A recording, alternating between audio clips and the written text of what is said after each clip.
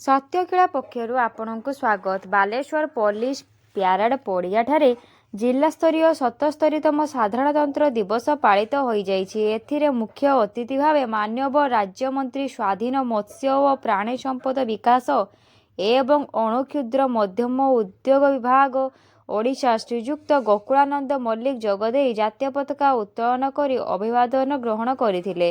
मान्यवर विधायक बालेश्वर सदर श्रीजुक्त मानस कुमार दत्त, जिलापाल बालेश्वर श्रीजुक्त सूर्यवंशी मयूर विकास, आरक्षी अधीक्षक श्री प्रत्युष दिवाकर, डीआईजी श्रीजुक्त पिनाक मिश्र, उपजिलापाल श्रीजुक्त सी मालव्य समेत प्रमुख अधिकारी वृंद एवं अनेक प्रतिष्ठित व्यक्ति सम्मानित अतिथि भाव उपस्थित थिले।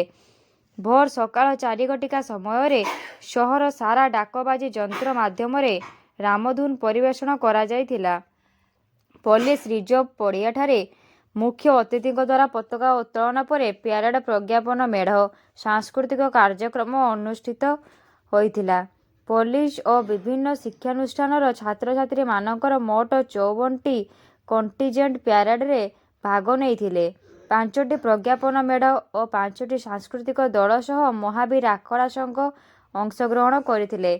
प्रतिभा संपन्न व्यक्ति माननकु मानपत्र प्रदान सह प्यारेड और सांस्कृतिक कार्यक्रम रे विजयी दल माननकु पुरस्कृत करा जायथिला।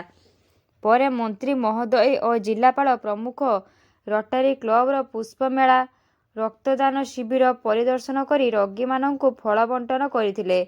अपराह्न रे जिला प्रशासन और सांबादिक मानक मध्य बंधुतापूर्ण क्रिकेट मैच अनुष्ठित होइथिला। संध्यारे गांधी स्मृति भवन में सांस्कृतिक कार्यक्रम आयोजित होई चित्रांकन, वक्तृता और संगीत प्रतियोगिता रे विजेता मानक पुरस्कृत करा जायतिला। धन्यवाद।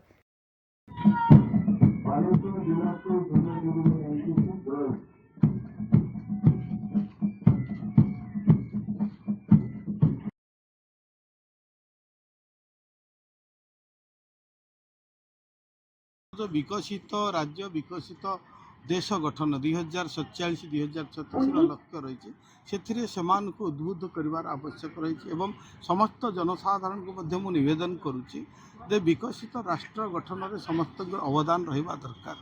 जो जननी जन्मभूमि स्वर्गादपि गरिअछि आमे जे जोटे रहिले निज मातृभूमि निजर देशपाई आमे एक सुस्थ नागरिक भाव में एक दायित्ववान नागरिक भाव में आमर दायित्व निर्वाह कर आवश्यक अच्छे।